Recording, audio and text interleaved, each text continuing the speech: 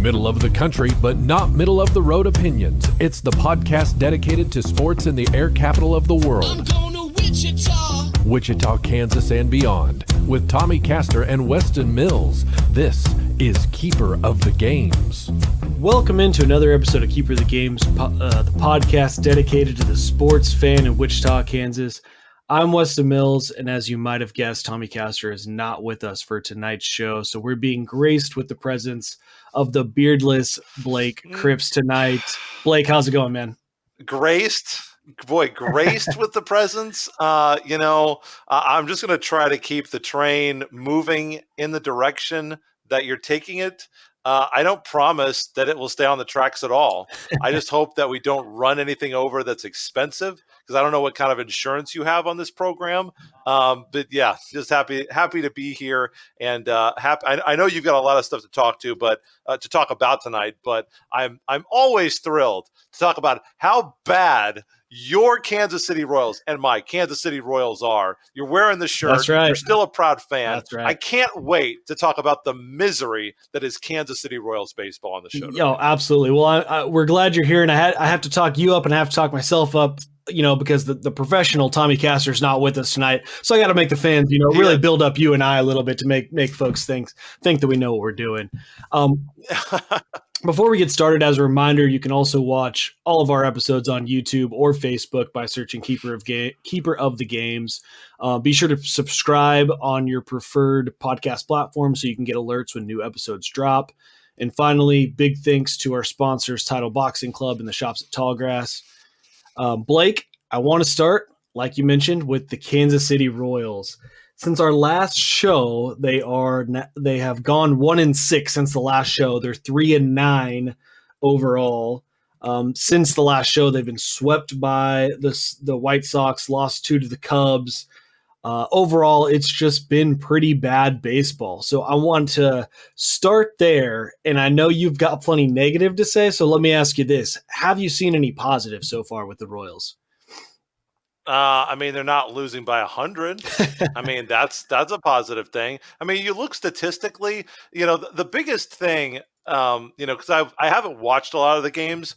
I have listened to a ton of the games on the radio. So I've been listening to Denny Matthews and Ryan Lefevre on the Royals radio network.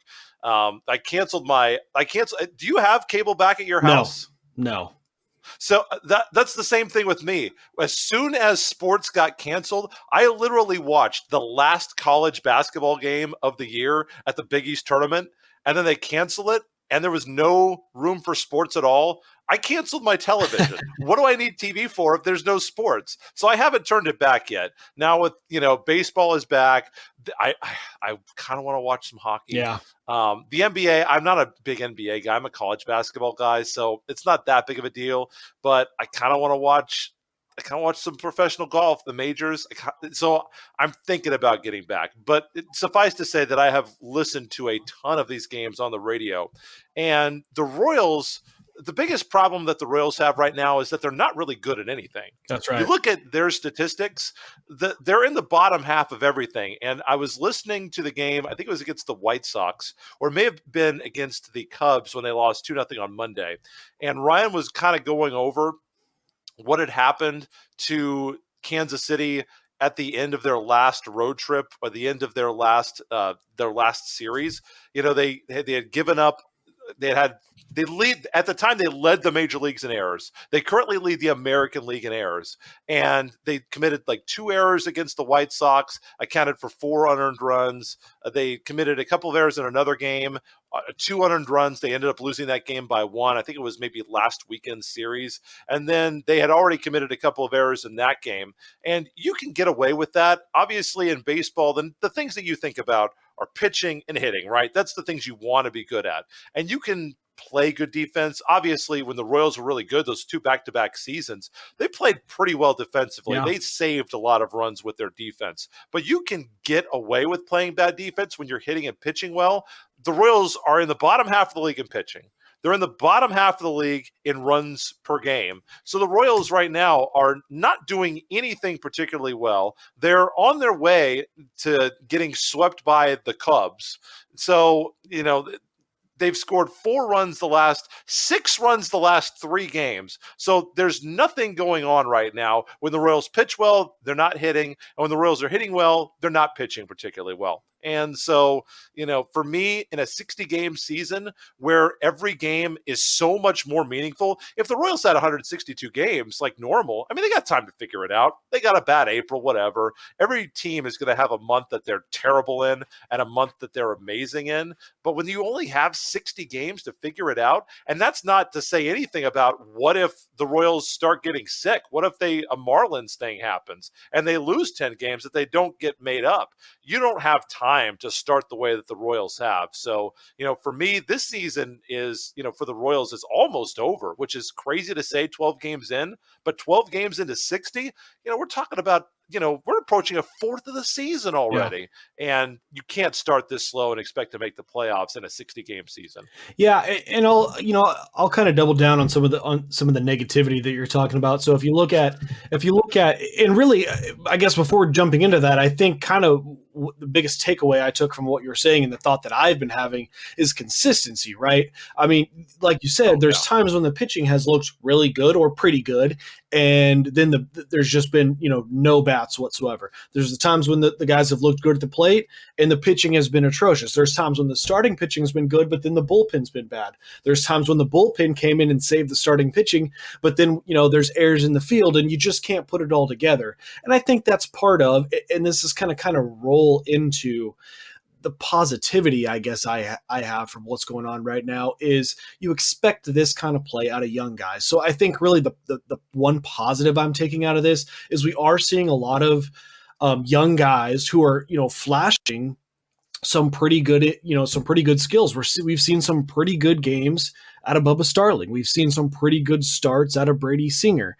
We saw a pretty good start out of Chris Bubich.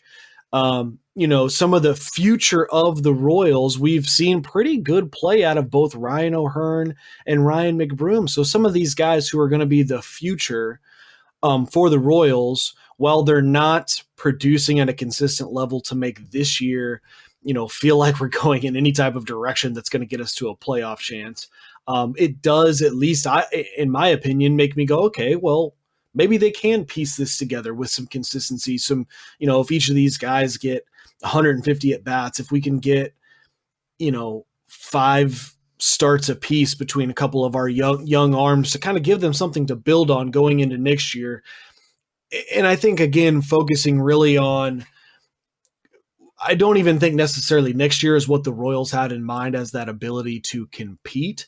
I think they're kind of thinking maybe the year after that with the group of young talent they have to be able to piece that together and essentially what would be, I guess, the start of the 2022 season, right?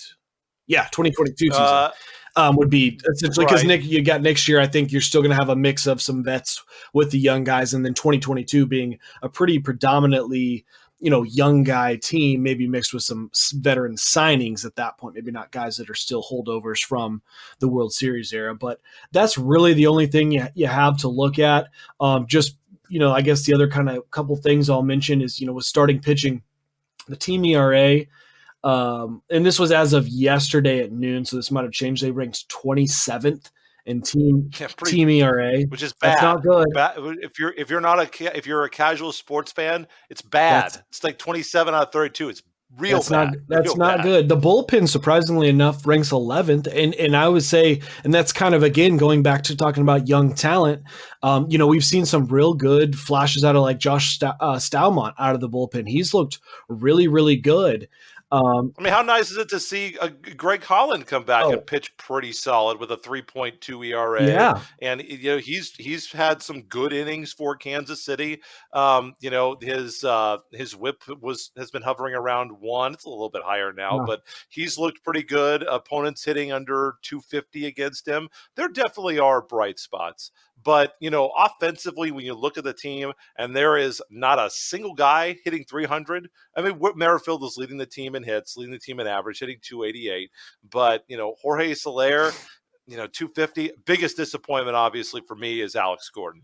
He is not hitting the ball well. And I'm not of the mind that, hey, let's just give up on Alex Gordon and put him out to pasture. I still think he plays pretty well defensively. He's still got a great arm. It would be fascinating to look a little bit closer. And I don't know if this podcast is really the best place. We need to have like Jeff Zimmerman on from Fangraphs to talk about, like the range factor or ultimate zone rating or whatever to see, what Alex Gordon defensively is really doing, because he does still have a good arm, but there's been a downturn in Alex Gordon this season. He's only hitting 194. He's getting older. Adalberto Mondesi has been good. And another positive, if you're looking for positive things, you know what? Salvador Perez has come back after a long injury, and he's hitting the ball pretty well. The pitchers seem to be responding pretty well, and he's healthy. And I always love to see, I don't know if I need to see many more Salvi splashes, but I always love to see Salvi smile in the dugout. I think he adds a big charismatic piece to that team that was really huge when the Royals had that 3-year span of being really competitive. I think that the Royals missed that when he was gone. And, he's just got an energy that he brings to the game, a love for the game. I mean, is there anybody in Kansas City more likable than Salvador Perez other than 15 in red and gold? Probably not. Right. Probably not. So it's great to see Salvador Perez back behind and catching, although, he's taken a lot of days off, obviously, because, when you have no days built into the schedule, he can't catch every day. Right. Well, and it's a good point that you bring up, too, because, and this is, I don't know, maybe this is going to sound corny, but I think another positive you're seeing from the season is, between Alex Gordon in the outfield, Salvi behind the plate, and Danny Duffy, all three, like you said, Alex isn't hitting the ball well, but all three playing pretty well. But more importantly, at least from what I've seen, a fairly incredible attitude out of all three of them. And I know that sounds so goofy and corny, but those three are the vets, and not just veterans on the team, but veterans that you just hope and pray that your young guys modeled their game after. They've gone about it, done it the right way. So the fact that they're still, not hanging their heads and getting disappointed, and that rubs off that culture on these young guys that you're trying to build up and essentially replicate what you did with that 2015 team. I think the leadership between those three, and really, maybe I should even stop and take a second to talk about Danny Duffy's looked really good in his, I've said this several times now, but bounce back season so far. He continues to pitch well, so excited for him as well. But Duffy's been a hard one to figure out because his ERA is 4.1, but he has a whip of under 1. Yeah. And opponents are hitting 170. And I know that he said after one of his, I think it was his last start actually, said, man, I had such great stuff tonight. My breaking pitches were all working. I had life on the fastball, but he only lasted 5 innings. Now, obviously in today, I'm as guilty as anybody because I still judge pitchers by the historical trends. Which is like, if you don't last into the 7th inning, you really didn't have that good of a start. It's so different now with pitchers being so specialized, and I get that, but I'm always going to be the old school guy of I want my pitcher. If my pitcher can pitch a complete game, I want them to do that. And don't tell me about I got to come out at 80 pitches, please. Okay, you haven't been doing anything all winter, but that's just me being an old geezer, and this is how baseball's always been. So that's just that.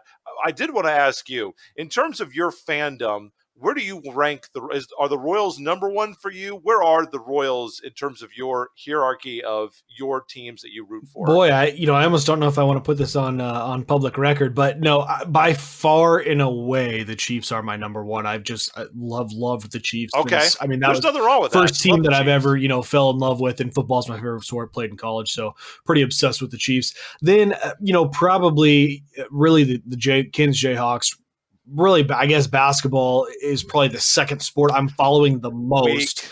It's typical, I get it, but and then probably the Royals and KU football kind of come in there. They're at number 3, about the same. But the reason I asked that is because if you were, the Royals were your number one team, I wanted to ask you what you thought about, and I still will, because I feel like teams, I feel like asking the fans that are the most diehard give you the best opinions about the head coach. And the Royals obviously have a head coach, and you mentioned a couple of guys that you thought had a really positive attitude. So to me, how much does that reflect on the manager? The Royals are not my number one team. I gave up on the Royals, for like a decade when I was in college because they signed Benito Santiago and Juan Gonzalez to two of the worst contracts in the history of Kansas City professional sports. So I gave up on them. So I'll never enjoy the Royals the way like a diehard Royals fan that has suffered through all these years. I'll never enjoy that as much as they will, because they've lived through every terrible downturn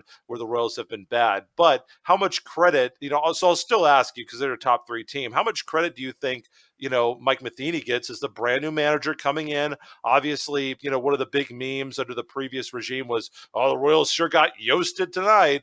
But at the same time, Ned Yost was part of the team that brought a championship back to Kansas City and led the Royals out of the depths of despair to 3 of the best consecutive Royals seasons. I'd have to look it up. I have to imagine they're 3 of the best seasons the Royals have ever put together in the history of the franchise. So how do you think Matheny is doing in terms of managing a very young team as a first-year manager? Yeah, we've talked about this a little bit, on some previous shows, and that's really going to be, I think, the continuing conversation as the year goes on, because obviously maybe it's a hard year to judge because of everything going on. No, and that's exactly fair, and that that's kind of the stance I've taken before. But and really, I think with managers, and in particular, I look back to Ned Yost probably being one of the most polarizing. I think managers really. I had such a love-hate with him, right? Because you felt like he was making bad managerial decisions, but at the same time. How can you argue? Right. How can you they're winning the game. How do you argue? Exactly that. And then I think if you have been in any type of locker room, whatever sport you played, or just, even just team to whatever level, you kind of can understand those intangible things that go on that you can't put a number on, right? And it seemed like Ned Yost had a lot of that with his guys, whether it was because he had so much confidence in them, and it really did help a guy get out of a slump or stick with a guy later into a game because he wanted to send that message that you're our guy. It just seemed to resonate with those guys. But with that being said, and there's so many guys who say, "Oh, well, the major league manager doesn't mean anything. They don't do any actual coaching." There's so many people who say that too. Well, so who knows if we even know what we're talking I would about. definitely say a baseball manager is probably more relevant than an NBA coach. I think those guys are. You think more relevant? More relevant than an NBA coach? Yeah, I think those NBA guys are just, the talent level is so insane that certainly if LeBron James is on your team, LeBron James might as well be a player coach. Yeah, but going back to Mike Matheny. I think the thing about Matheny is it's pretty much going to be a trial run all year. And the hard thing about it being a trial run is he also is going to have this exception of, it's COVID. So I think about, for instance, you were kind of talking about Danny Duffy earlier, and he kind of referenced a couple of 5-inning starts that he had. Well, it almost kind of seems like I'm seeing a trend across Major League Baseball that a lot of guys are just not going in as deep to the game as what I've seen in the past of the start season. And part of that because of the delay in the spring training and backup and those kind of things. Right. And so there's just a whole bunch of decisions that are going to be made that I think Matheny it's so popular right now to just have a bullpen game. Right. Where it's like, hey, you know what? We're not even going to try to have a starter. Let's just let the bullpen work at it, and they'll figure it out. Right. No, exactly. And I think that Matheny and really anyone can kind of get away with an excuse of, we wouldn't normally do this with the circumstances of this year, and it's like we can laugh at it, and I agree. Like it's an excuse, but at the same time, like how do you really argue with it? Because to some degree, it's right. It's true. We have nothing to say. Well, they haven't done this in the past, and really, I think it's going to take a body of work towards the end of the year when we can kind of look back and say, okay, well, the other managers did this, and that was working. Why did Matheny not adapt? Overall, it seems like I've been fairly happy. I just probably not enough time to make too much judgment, I guess. Oh, yeah. Well, and at the end of the day, I think there are a lot of sports talk radio shows and podcasts that they look at the game and they look at the numbers and they say, oh, well, it's so obvious he should have done this. It's like I'm here to let the listeners know that the amount of major league wins that Weston and I have is precisely zero. Right. Zero. None. 0 wins. So, we don't have any idea of whether or not, he's doing a good job. I tend to agree with you. Hard year to judge, a lot of young talent. And, I think, probably in baseball, the general manager is the one that has the bigger reins. Obviously, and you can attest to this, in football, the head coach really matters. I mean, look at your team, Right. the Kansas City Chiefs, just as case number one. Look at Kansas State with Coach Kleiman. We're going to get to the Big 12 football in a second. In football, coaching really matters. There are other sports. Look at volleyball at Wichita State.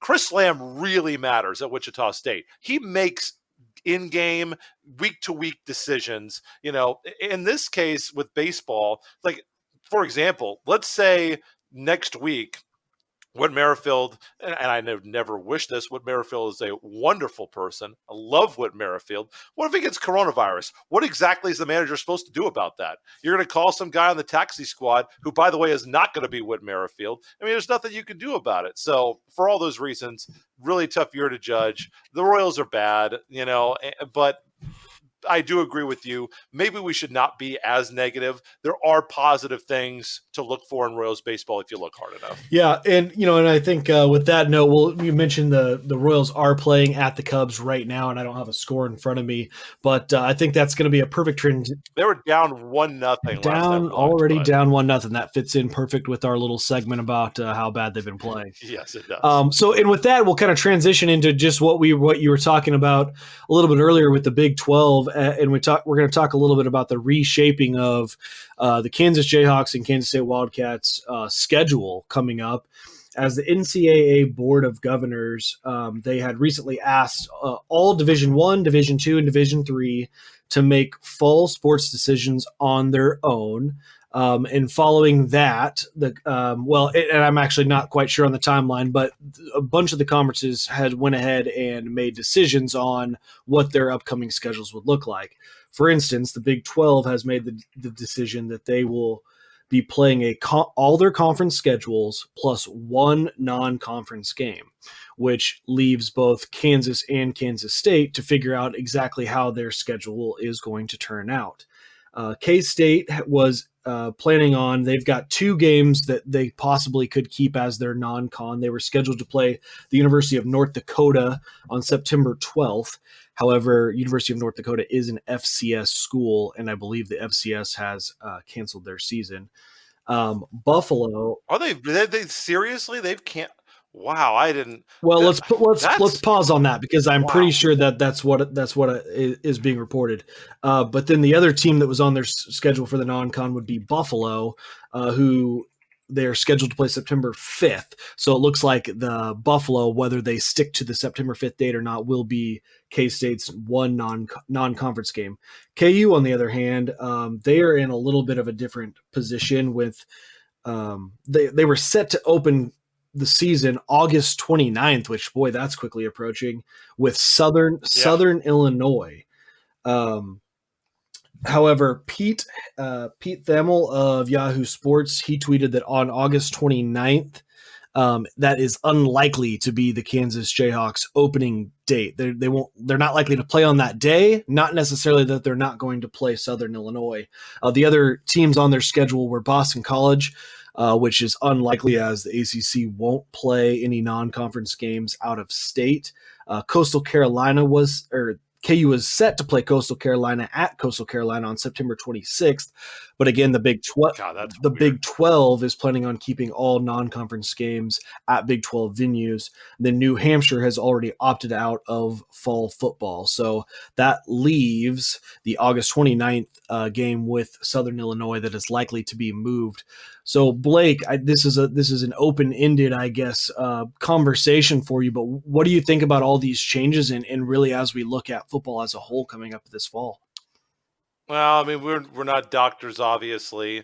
There are obviously going to be some really big losses in terms of television revenue, in terms of the gate, like Oklahoma, for example. I always like to look at their schedule because there are a lot of Oklahoma fans in Wichita, and they lost their game against Tennessee. they lost their game at Army. And that Tennessee game, I'm not sure the Volunteers would have been great this year, but those two games are canceled off their schedule. They've still got a game against Missouri State on their schedule, again scheduled for August 29th. But as you mentioned, who knows if that's possible? At this point, they kind of NCAA made some decisions in terms of fall championships this week, which I know we're going to get to, but I want to bring it up now because it kind of informs what I'm about to say. We don't know if this is actually going to stick. They've already punted on all fall championships for D2 and D3, but they're still set to revisit and remake this decision on August 21st in terms of fall championships for NCAA Division I.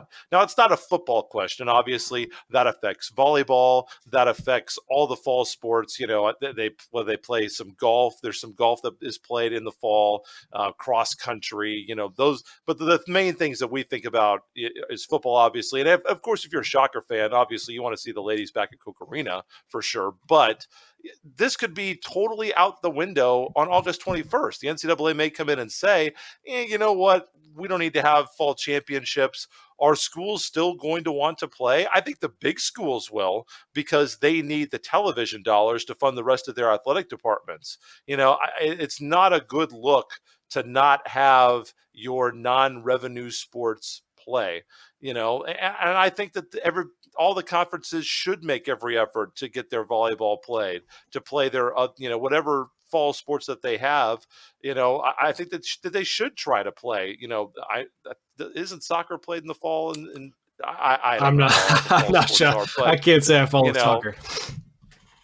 Yeah, me neither. Collegiate soccer is not my strong suit, but I think that they should. I think that the schools owe it to the athletes if the athletes want to play. And you have to remember, everybody says, oh, well, their scholarships are still going to be honored. Well, yeah, but even though their scholarships are honored, they still have to go to class. And if you are graduating with a degree, there are a lot of those players, they don't want to go to graduate school. They want to go out and start living their life. It's a big decision that you're asking these young people to make. Okay, this is maybe the last time I'm ever going to get to play this sport that I love competitively at the highest level in a Big 12 Power 5 conference. Am I going to give up 1 year of my professional development, my professional money earning to go and do this and spend additional money, incur additional debt in grad school that maybe is not 100% covered by my scholarship? That's a really tough decision that these young people are in. I know several Newman Jets decided that they were not going to come back for this year. In the fall, softball players, baseball players that could have retained their eligibility and returned, but they chose not to because they still got to pay for school. In a lot of those sports, the diamond sports especially, there are a lot of partial scholarships. So it's a lot of money for some of these sports to come back, for some of these athletes in some of these sports to come back and play. And obviously, if football doesn't play, the budget hit on all of those sports is going to be massive. Absolutely massive. So I think that it's okay to leave things where they are now and plan to play. The other thing that I believe is that you're going to have positive tests. You just need to accept it because college football is not going to be in a bubble. What has been demonstrated perfectly these last few weeks by soccer over in Germany, the Bundesliga, by the NBA, and by the Stanley Cup playoffs is if you have a bubble, there's no reason. You do not need to socially distance. You can play sports as long as everybody plays by all the rules in the bubble. You will not have any problems if you have adequate testing and adequate safety protocols in place. If you don't have a bubble, which is what Major League Baseball has been doing, you're going to have Marlin situations, possibly. Although it does sound like to me, Weston, that a lot of those Marlins were not following the rules at all. So if Major League Baseball could crack down a little bit, maybe we would get a better sample. If these college kids are more controlled and their coaches can get on them about, hey, don't go to the strip club like the Marlins did, don't go out, maybe it can work. Maybe we haven't seen a true test yet because Major League Baseball gave their players too much leash. Well, and let me mention this too, just for any of the listeners that might be kind of new to how this works. So the NCAA, and this is kind of why I led off with this, the Board of Governors basically asked D1, D2, and D3 to make fall decisions on their own. And the reason I led with that, the importance of that, is that basically what the NCAA wanted was Division II and Division III to make these tough decisions that they made, because their funding and their abilities and capabilities are different than that of Division I. So that way the NCAA could say, hey, look, you all make that decision on your own, as so that we don't as a whole have to shut down everything if Division I might be capable of doing it. Then the next step to that being that the NCAA with Division II and Division III has said, we are not going to play championships in the fall, which is essentially the tournaments, the bowl games, whatever. The big right, trophy exactly, combination. So that still leaves the door open for you as a conference. For instance, the MIAA can say, you know what, we're fine with what we have. We're going to go ahead and play our regular season. We're going to maybe play a conference tournament if that's what they want to do, if it's under that MIAA umbrella or whatever. You could just have the regular season champion win the league. Right. That's something you can Absolutely. do. So that stuff is still on the table. Not saying, I don't think anybody has come out definitively and say, I know you had said that the commissioner for the MIAA said, hey, look, we're going to try to do this under any circumstances. But yeah, before we came on the air, yes, Mike Gracie has said they are going to move heaven and earth and exhaust every possible plan, contingency, and backup plan to play football, volleyball, all of their fall sports in the fall. And if it doesn't work out, my prediction, they will try to play all those sports in the spring. Right. That's my prediction. The MIAA, at least. I can't speak for the other conferences. The MIAA is going to try to play. I believe that they will play football. Whether or not it's in the fall, I don't know. But I think that they are going to try to play something.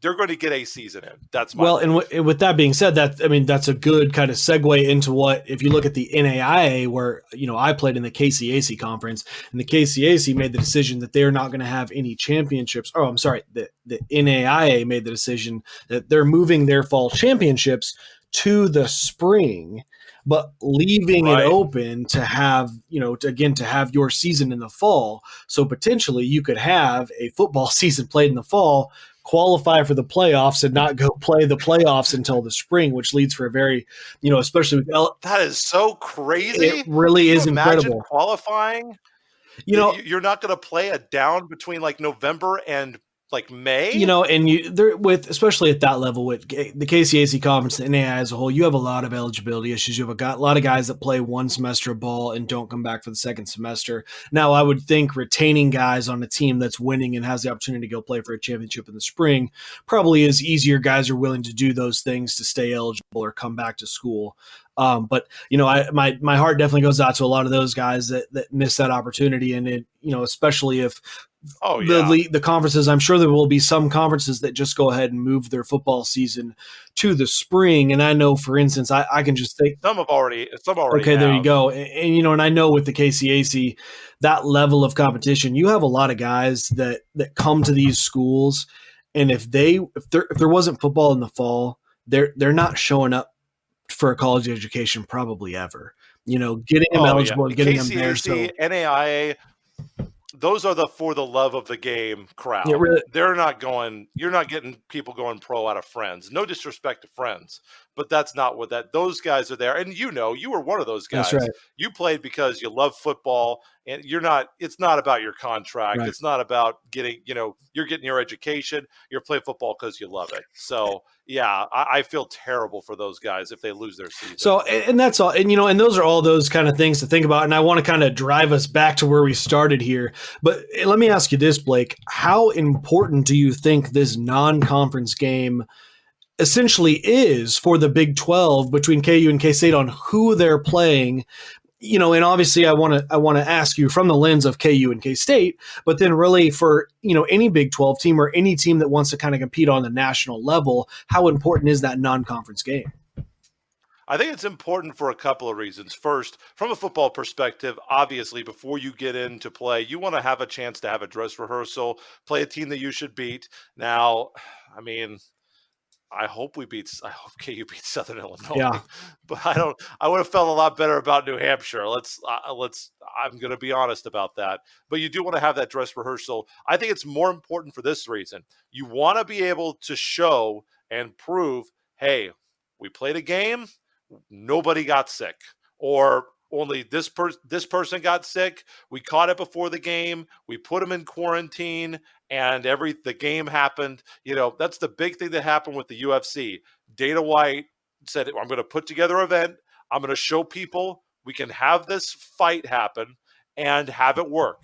And they did. And the UFC found a formula. So I think for college football, just in general, not just KU Kansas State, I know this doesn't really directly answer your question, but I think it applies to every Big 12 school and every school that's going to play football. You want to have a benchmark and a plan to say, okay, this is how we handled this week 1 game in the non-conference and nobody got sick. Okay, let's repeat that 9 more times. Then you've got a season and everybody is safe. So I think that's maybe even more important. But obviously, it is nice to have a dress rehearsal before you get into the games that really matter. And I want to take this in a different direction, because I think this non-con game becomes probably one of the most imperative games you have all season from a competition standpoint. And that is because if you are the Big 12 and look, you're not the SEC, you're not the Big 10, putting a decent non-con game on your schedule to be able to separate yourself from somebody else, especially if we have,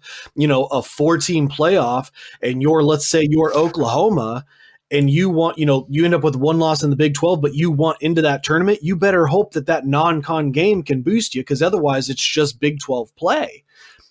So I don't know if anybody ends up, I know Notre Dame's out there fielding a schedule, so I would be very interested to see how Notre Dame's schedule ends up. And I think if I read right, and so I'm not, don't quote me on this because I'm doing this off the top of my head, I wasn't planning on including it in the show, but I think they're playing as a part of the ACC schedule.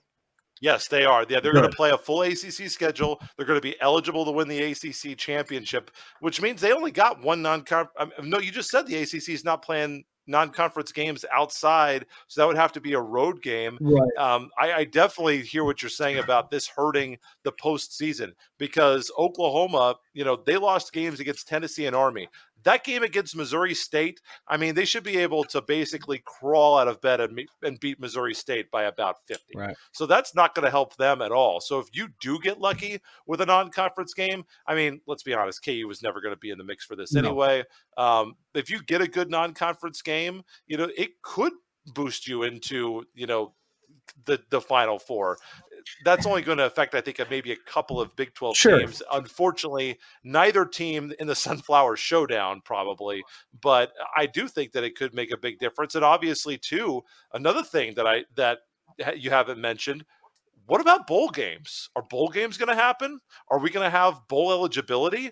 In a 9-game schedule, that non-conference game is the difference between being bowl eligible and not being bowl eligible, because you have to have a winning record. 5-4 gets you into a bowl. You lose that non-conference game, all of a sudden, that extra revenue opportunity is lost, because those bowl games do pay out to schools. Some of them don't pay out very much, but if you get a good bowl game, that could be a boon for your school and for your conference. So that's another reason that you want to get a good non-conference game, and you want to make sure you win that game too. And I would certainly, anticipate that in the coming days and weeks, we will get some guidance from the NCAA on what exactly they're planning on doing with Division I, which I would think ultimately would have to have some decisions made on bowl games. Particularly, eligibility, like you said, if we've got a lot of teams playing 9 games or 10 games, you're I would think they would look at shifting what makes you eligible for a bowl game, because they want a bunch more people to qualify. They want all these teams to qualify. They don't need to have the games played. That's right. Yeah. So, that'll be definitely interesting to see what the NCAA does in the coming days with that. So, and with that, we'll kind of shift a little bit, and I want to go back. We talked baseball, we've talked football, so now let's talk a little basketball, and let's talk about former Wichita State shocker Fred Van Vleet, who has looked fantastic in his, we'll call it reboot to the NBA season, and it was, I believe, last night dropped 36 points and a career high. So here's what I want to talk about, Blake, with this. Fred Van Vleet, who is really kind of emerging into his own this season. He's played well for the Raptors in the last 2 years, but really just, I guess, I'll again use the word emerging this year. Is coming up on a free agent season. With the start of this season, Fred Van Vleet was averaging, and I had this in front of me, was averaging 18 points, 6.6 and 4 rebounds a game in the first 50 regular season game. Came back, had 13, 11, and 5 when they beat Los Angeles, and then again had the offensive high on the team with 36 and a career high for him with 36 points. And that was on Monday night when they beat the Miami Heat. So my question to you is, with the upcoming free agency, can Fred Van Vleet be that elite team leading point guard that a contender is looking for? I absolutely believe so. You cut out a little bit right there. The biggest surprise that I have had, so I'm not sure if I'm exactly answering your question, but this is the biggest surprise that I have seen. Fred Van Vleet can score in the NBA. I never believed that he could be a guy that, even when I thought that, I went back and listened to one of my old sports talk shows, and I thought that Ron Baker was going to – I thought Cleanthony early. I was like, he's going to be the best NBA player off these teams for sure. I mean, look at him. He's got the size. He's got the length. He can make shots from the outside. He's got great first dribble. He's going to be the best NBA player. By the time that the Fred Van Vleet, Ron Baker era was done, at that point I thought, Fred Van Vleet can run a team. He can run a team in the NBA, but he's never going to be a guy that goes out and gives you 20. He's never going to be a guy that goes out and gives you 30. He scored in double figures back in January, which I know seems like last year. He scored in double figures 12 out of 15 games before the shutdown, before he went inactive on February 28th. This is a guy that scores in 20-point plus all the time. I mean, it's not rare. He had 29 at Minnesota on the 18th. He came back and had 4 straight 20-point games. He went for 29 against Brooklyn as part of a rest. He went for 29 against Brooklyn again. This is a guy who can shoot the basketball and obviously runs a team tremendously well. Outstanding assist-to-turnover ratio. I believe in free agency he will be extremely hot. And I think with Toronto, not sure about their contract. You know me, I'm not the money guy in professional sports in terms of, the contract and the luxury tax. It's not what I pay attention to. But when you have a guy like Fred Van Vleet, who in the last 2 games has 15 combined assists, and he had 11 against the Lakers, and is shooting the way that he is right now, coming back after the break, he's 10 of 19 from the outside. He's shooting better than 50%, shot 50% against Miami, and is the floor leader and the all-around great person that he is. Who doesn't want to have a Fred Van Vleet on their team? I mean, I want to have Fred Van Vleet on my team, and he didn't go to my school. Come over and play for KU. We'll take you right now. Wichita State, you don't think Greg Marshall would like to get 3 more years out of Fred Van Vleet? Everybody would want Fred Van Vleet, and I believe that he is going to get a contract. And it's not necessarily because of his defense or passing, though he's a great passer. He's a great, I think, underrated defender. It's because he's scoring. He's scoring at a clip that I would have never believed that if you would have told me coming out, Fred Van Vleet's going to get you 36 some nights. Like, in what dream is that going to happen? And he's too short. He's not that fast. I'm wrong. I was totally an idiot on Fred Van Vleet. This guy could play and he could score and he's going to get paid. Yeah, and that's a good point too, because coming out of college he was undrafted. He was an undrafted free agent, and I remember how dumb is that? Right, and there were reports going around that he had actually gotten several invites to teams, D-League teams or G-League teams now, that he turned down because he wanted the opportunity to go into training camp and compete for a job, and that job worked itself out with the Raptors, and he's turned it into quite the opportunity now. I mean, he's looking at he makes $9 million this year. There's certainly no reason he can't probably double that contract if he goes into a team looking like the guy, and obviously. And we talk about Fred Van Vleet and whether he's the guy, and I really mean the guy at point guard, because he's not a number one, but that's okay. And, there's not many guys that are true number ones on our team, but can he be a fantastic complementary piece on that squad? Absolutely. And when I kind of think about Fred Van Vleet, I think there's two aspects to him that I always have really focused on. One, going back to his days at Wichita State, the guy is just a flat out gamer. When the lights come on, when things get tight, you can count on Fred Van Vleet to make a play. And he's done that in the NBA level. It's one thing for the guys who do it at the college level and then just nothing works out for them because, look, they were a big fish in a small pond on whatever college team they were at. Fred Van Vleet has made big shots for the Toronto Raptors. He stepped up in games, especially right now when you're coming back out of the bubble. These games are important right now for seeding and those sort of things. So to take that load and score 36 when there were some other guys out on that night was huge. I mean, the guy is just a gamer. But then second, and he makes big shots at big times in big series. I mean, look at the last NBA Finals, huge shot. I mean, you look at him, and I mean, doesn't he look like a guy that Greg Marshall recruits? I mean, that's exactly who he is. Yeah, that's right. And I really think, and the other thing about him, and I think and I kind of want to mention this because as you mentioned, you missed on him, but I think a lot of people missed on him totally. Really. I mean, I think it's almost a perfect timing with really Fred Van Vleet's. From the time he graduated to really his first year and a half in the league is the time frame when we've seen this transition in the NBA to what teams expect out of really guards in general, but particularly the point guard spot. You've seen a lot of change in looks. It used to be if you were 6 foot, 6'1", you probably weren't going to play in the NBA because you couldn't guard people and this and that. But the way the game is played these days, you don't need to body somebody up. And look, if you can shoot and you can guard on the perimeter, get a hand in somebody's face when they're shooting, then, that's going to be enough. And really then the way the point guard position has transitioned, it used to be a pass first position and now it's, you got to be able to do both. You got to be able to distribute through that offense, but you're also going to be fully expected to score when you're needed to score. And that's the thing where I think Fred Van Vleet is really going to cash in on is that he has clearly shown that particularly this year, but really over his entire career with Toronto, that he can do both and do both consistently. So I think he is definitely looking good going into this free agency. There's a lot of rumor about him potentially returning. Well, I say returning, going to the New York Knicks, where his former GM, Dwayne Casey, is, and playing for Tom Thibodeau. And I know you might not like that, but I do think, to me, Tom Thibodeau reminds me a lot of Greg Marshall.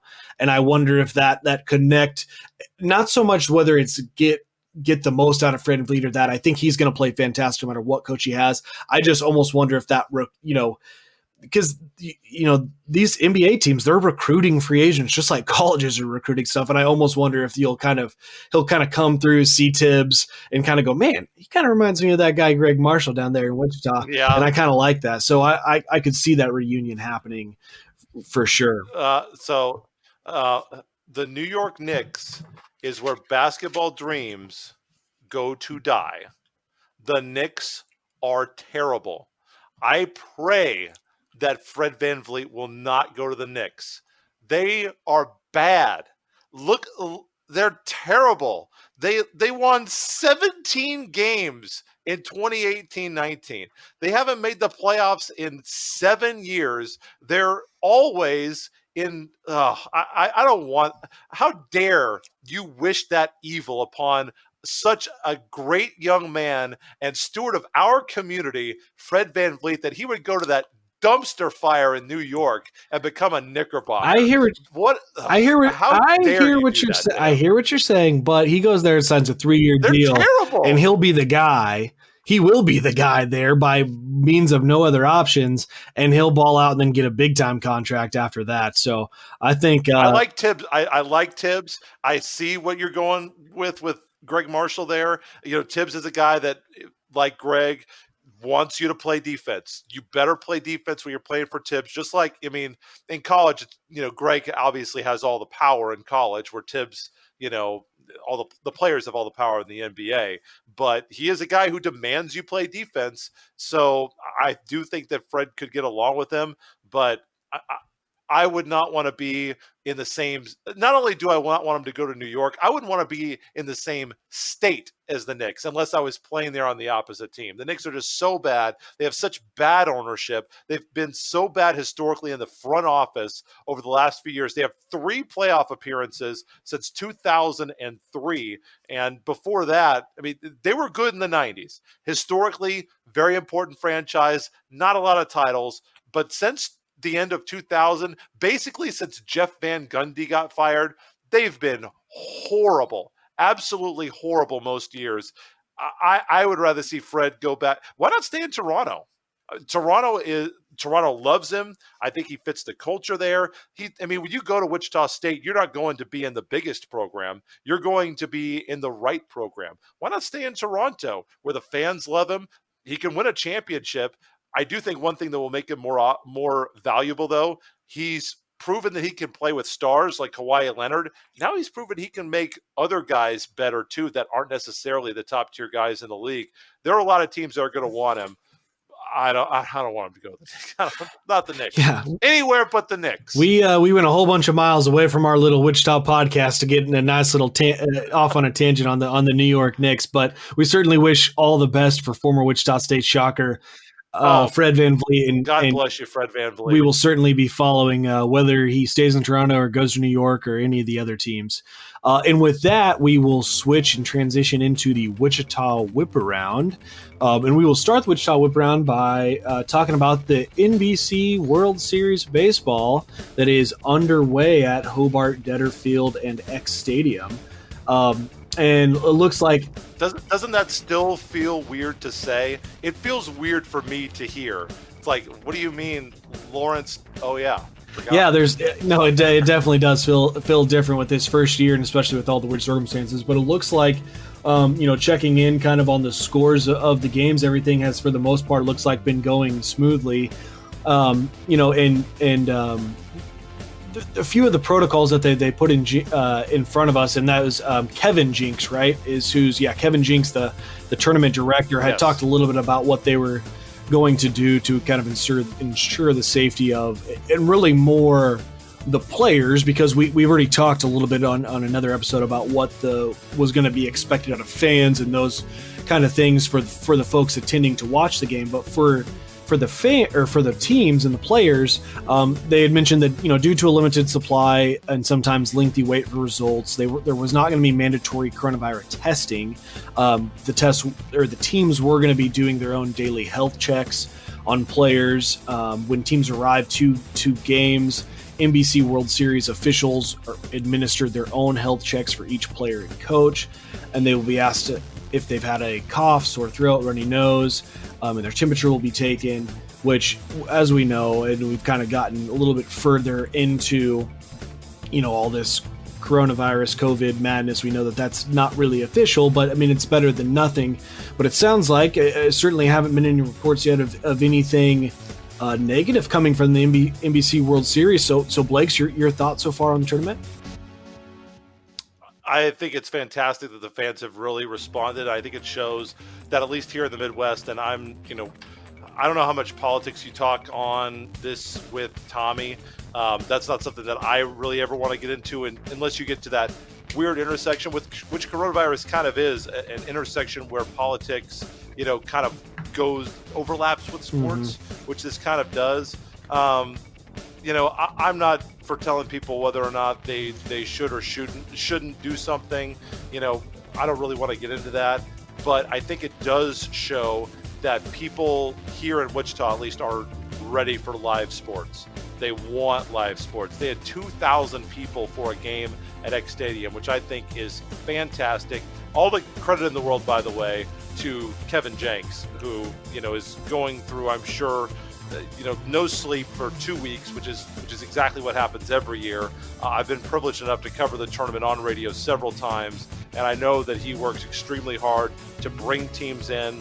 One thing that I think bodes pretty well for the NBC World Series, we kind of had a little bit of a run-through like this. The Kansas Shrine Bowl just happened a couple of weeks ago. We talked about this. All the high school kids came from all over. They had the game. I haven't heard anything. Have you heard anything about positive No, tests? and Tommy and I talked about this. Tommy and I talked about this on the show, and that it was a great way to show, hey, look, so far it looks like folks can come out, do it responsibly, and carry on. So hopefully that looks like it's kind of trickling into the NBC World Series and the fans there. So if the Kansas Shrine Bowl, I would think the NBC World Series, they have older kids, probably should be a little bit more mature and responsible. Although, collegiate baseball players in the summer, they're not the most responsible kids in the world, and that's okay. But you've got a lot of adults there. I think that they realize that, what is happening right now, and they've got an awareness that they need to be careful and take precautions. But I think that the Shrine Bowl shows that things like this, if you have precautions, even if you don't have a significant amount of testing, can be done safely. The Shrine Bowl did it. I think the NBC World Series I don't have any problem with them playing. I hope that they continue to play, and I hope that Wichita continues to support the tournament. I think them getting 2,000 fans is phenomenal and speaks to the amazing job that Kevin Jenks and his staff does every single year.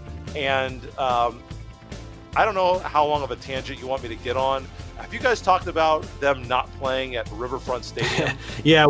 I don't know if you want. No, we'll pass on. I won't start on this. We've talked about that at length. Because, I could go 15 minutes and not let you talk about what terrible decision-making that is, that tournament's not at that new stadium. But I will digress and not get us any further off topic, except for to say that's a tragedy that should be corrected for next season. But other than that, I'm outside of that, I'm completely happy with everything that the NBC has been doing, and I'm so glad that so many teams decided to come and play, and that they're playing safely, and that there are so many Wichita fans getting out to see live baseball and supporting the local sports community, and all the great things that the National Baseball Congress does for Wichita. And with that being said, it does seem like things have been going well. Games are underway, and the championship game as of right now is scheduled for Monday, August 10th, and that would be at X Stadium, and it looks like at 6 p.m. if all things 6 p.m. going according to plan. So it looks like some positive news so far coming out of the NBC World Series. 3 Kansas teams in the Final Four of the winner's bracket: Liberal, Hayes, and Cheney. And you've got the Santa Barbara Foresters are the other team. So you've got 3 Kansas teams, and obviously Santa Barbara got a bye. About how dominant they have been in this tournament. No Seattle Studs this year is a big downer for me. The Foresters and the Studs for about a decade, they have been trading the tournament back and forth. Obviously the Kansas Stars came in. That was a little bit of a different deal, but so glad that Coach Pintard is back with the Foresters, and to see all these Kansas teams playing so very well, and that they got so many teams to come in from all around the country. Texas teams, Mississippi, I think maybe a California team, a lot of teams from Texas, Denver, Colorado. So really got the nation really covered with the NBC National. Yeah, absolutely. And the only thing I'll add before we move on is when I was in elementary school, we used to play Cheney all the time because I went to St. Mark's Elementary School in St. Mark's, Kansas, which is a feeder school to Andale High School. But I went to St. Mark's Elementary, played Cheney all the time. And we used to always refer to Cheney as the Cheney Cheaters. So I just want the NBC to be on notice that the Cheney Cheaters, if they're winning, you might want to take a little look closer. I don't know. We've lost all of our Cheney podcasts. That's right. We lost. That's probably a net loss of 0. So carrying on, we're going to talk a little bit, transition into I think the only sport we haven't talked about yet, and that is hockey and the ECHL and the Wichita Thunder, and what the ECHL do and how it affects the Wichita Thunder. They have made an announcement that they are going to revise the start date for the 2021 ECHL season, and the anticipated start date now is going to be December 4th of 2020, and they anticipate still playing the full 72-game schedule. Blake, what are your thoughts on the Thunder getting to try to play some hockey? Yeah, bring it on. Shout out to my main man, Mousy, play-by-play voice for the Wichita Thunder.